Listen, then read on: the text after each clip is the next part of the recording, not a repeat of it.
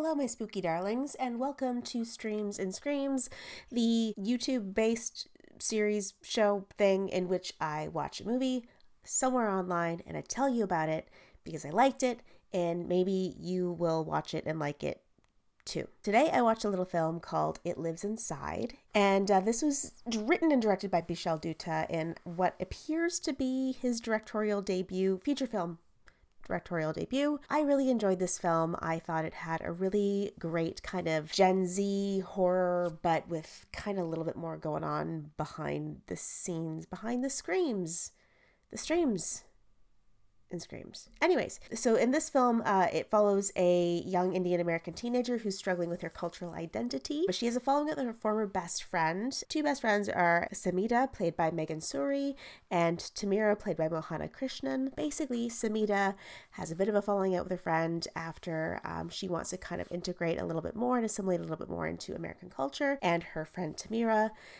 gets a little bit quirky, we'll say, when she stumbles upon this jar that has an entity trapped inside. She gets to be a little bit obsessed and absorbed with this entity.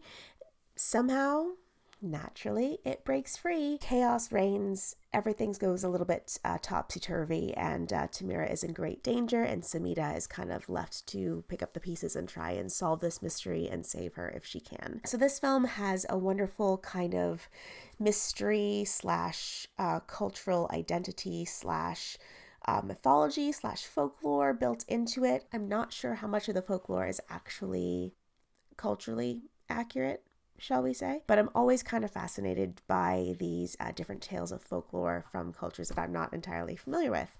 There is an excellent HBO series. HBO Asia did a series called Folklore Anthology Series, where they had a bunch of different directors each kind of tell a folklore story from their country of origin. Great episodes. There's one really great one about the Pontianak that I really enjoyed. This kind of brought that into the fold with having this wonderful mythology that is very scary, has some excellent kind of scary moments to it, some excellent moments of horror overall. I'm always a fan of anything that kind of makes me feel genuinely unsafe, and this movie had plenty of moments of that. I first encountered it on Amazon Prime. I rented it on Amazon Prime because I had seen it pop up on a couple of best of the year lists, and I was genuinely curious because I too am working on a best of the year list, and I'm trying to absorb as much as I can right at the tail end of the year here. So I wanted to check this one out, and I'm so glad I did. I thought it was a wonderful coming of age story combined with those kind of relationships you have with friends where you grow apart after being so close as younger children. They grow apart as they get a little bit older. I really kind of resonated with this film in a big way. I thought that the scares were wonderful, had some great kind of practical effects as well, a great creature design, a wonderful combination of both supernatural and creature feature, which I always love. I'm a big fan of like anything that kind of gets that creepy creature thing going while also introducing something a little bit fantastical. They kind of had a tonal vibes of like It Follows mixed with like a little bit of like My Best Friend's Exorcism, not tonally but more topically, I guess. But there's a lot going on to this film that I kind of really dug.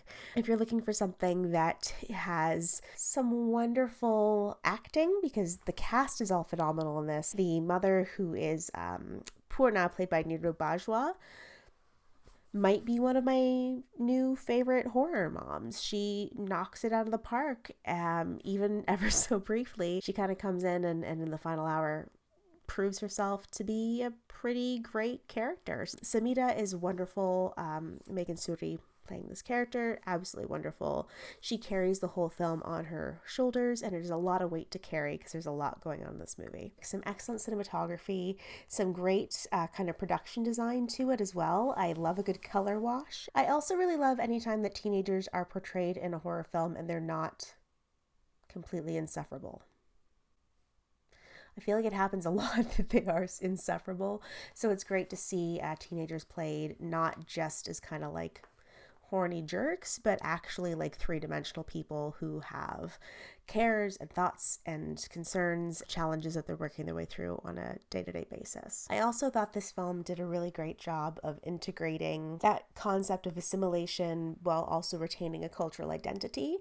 I thought they did a really lovely job of kind of balancing those things out. The parents in this film I love too, because they're not your typical horror parents in terms of like, okay, something's bothering you, just like go be bothered over there, or, you know, just you're grounded because all these things are going horribly awry and it's probably your fault. They did a really wonderful job of actually believing in their daughter and doing everything they could to help their daughter. So kudos to horror parents that aren't the worst. Explosions. So, all in all, I would strongly recommend this film. It lives inside. I did again see it on Amazon Prime. I believe it's also available on Apple TV and YouTube. You can rent it, you can buy it. Definitely give it some support if you would like to see something that is a little different, doesn't necessarily tread waters we've seen very often before, something a little original, and I think you might enjoy it. So yeah, here is the trailer for It Lives Inside. Follow us somewhere around the bottom of wherever the different things are to follow, and we hope to see you again soon. I hope you enjoyed this. Let me know what you thought in the comments if you did see this film. If you didn't, give it a chance and let us know what you think. Thank you so much. Farewell. Tamira, what's going on with you? All the stories we heard growing up, they're all true. It lives inside. Don't you hear it?